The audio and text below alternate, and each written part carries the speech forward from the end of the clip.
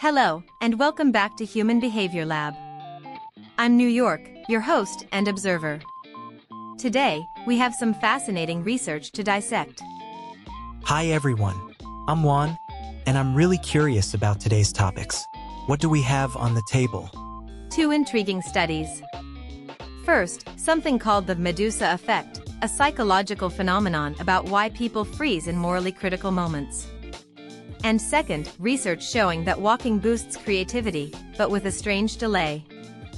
Freezing when we should act, and creativity that comes late? That sounds like it hits close to home. I've definitely experienced both. Where should we start? Let's begin with the Medusa Effect. In Greek mythology, Medusa was a creature whose gaze turned people to stone. The psychological Medusa Effect works similarly. It describes how people become psychologically frozen when facing morally significant situations. Wait, so like, when you see something wrong happening and you know you should speak up, but you just can't move? Precisely. The research from SciPost reveals that this isn't about cowardice or apathy. It's a specific psychological mechanism where moral awareness actually triggers paralysis. The more significant the moral situation, the more likely people are to freeze. That's counterintuitive. I always thought the more important something is, the more people would act. Why does it work backwards? An excellent question. The answer lies in cognitive load. When we encounter a morally charged situation, our brain processes multiple streams simultaneously: the ethical implications, potential consequences, social risks, and self-image concerns. This creates a processing bottleneck. So the brain is basically buffering, like a slow internet connection? That's a surprisingly accurate analogy. The researchers found that moral salience, how morally weighty a situation feels, increases what we call action inertia. The brain enters a state of overanalysis, and while it's computing, the body remains still. That explains so much. I remember seeing someone drop their wallet once, and I just stood there for a second. It wasn't that I didn't want to help. I was almost surprised into stillness. That moment of surprise is key. The Medusa Effect is strongest when the situation is unexpected. Our brains have prediction models for how events should unfold. When something morally significant disrupts that prediction, we experience what researchers call moral shock, a temporary freeze response. But here's what bothers me. Some people do act.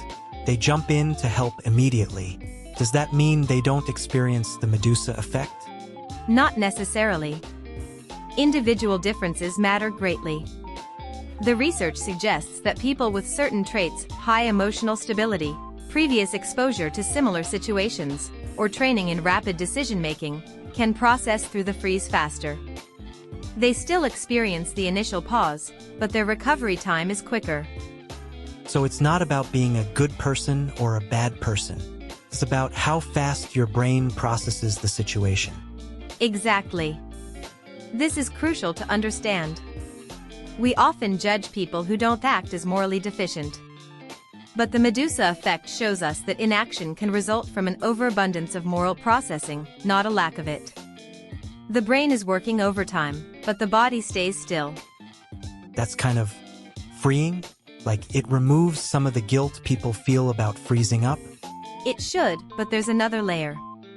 The research also found that people who experience the Medusa Effect often suffer from retrospective guilt. They replay the moment, wondering why they didn't act. This rumination creates a cycle that can make future freezing more likely. So the freeze creates guilt, and the guilt makes you more likely to freeze again. That's a rough cycle. Indeed. This is where understanding the mechanism becomes empowering. When people recognize that freezing is a neurological response, not a moral failure, they can break that guilt cycle. Awareness itself becomes a tool for change. Is there anything people can do to, train themselves out of it? Research suggests two approaches. First, exposure. People who have experienced similar situations process faster next time. Second, pre-commitment. Deciding in advance how you'll respond to certain scenarios reduces the cognitive load when the moment arrives. Okay, that was heavy but really important. What about the second topic? You mentioned walking and creativity? Yes. New psychology research has discovered something fascinating. A brisk walk can significantly boost your creativity, but here's the twist. The effect appears about an hour after the walk, not immediately. Wait, an hour later? That's weird. I always thought the benefit would be instant, like you walk and then boom, great ideas. That assumption is common, but incorrect. The researchers found that during the walk and immediately after, cognitive resources are actually occupied by the physical activity and sensory processing. The creative boost comes after those systems have settled. So my brain is busy walking, and only after it's done with that does it go, okay, let's get creative? Essentially, yes.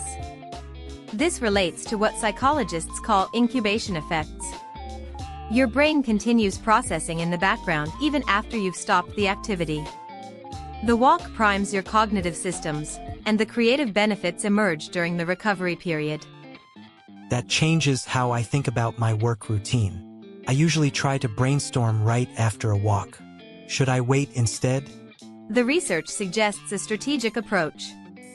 Take a brisk walk, then do something low demand for about an hour, light administrative tasks, organizing, or simply resting. Then tackle creative work. The timing aligns with your brain's natural rhythm. Why does walking specifically have this effect? Why not just sitting and waiting? Walking provides what researchers call moderate physiological arousal. It increases blood flow to the brain, particularly to areas associated with creative thinking. But it's not so intense that it exhausts cognitive resources. This moderate activation seems optimal for the delayed creative boost. So there's a sweet spot. Not too easy, not too hard. Precisely. The researchers specifically noted that brisk walking was more effective than leisurely strolling. The intensity matters. But it shouldn't be exhausting exercise that would deplete rather than prime the system. What kind of creativity are we talking about here? Like artistic creativity? Problem solving? The study measured divergent thinking, the ability to generate multiple solutions to open-ended problems. This type of creativity applies broadly: business strategy, artistic work, everyday problem solving. It's about cognitive flexibility rather than specific skills. Is this related to that whole shower thoughts phenomenon, where people get ideas in the shower? Excellent connection. Yes, both involve what's called the default mode network, brain regions active when we're not focused on a specific task. Walking, showering, driving familiar routes, these activities occupy just enough attention to let the mind wander productively. But why the 1 hour delay specifically?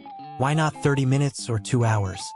The researchers believe this timing reflects the brain's transition between states. Immediately after walking, your brain is still in active processing mode.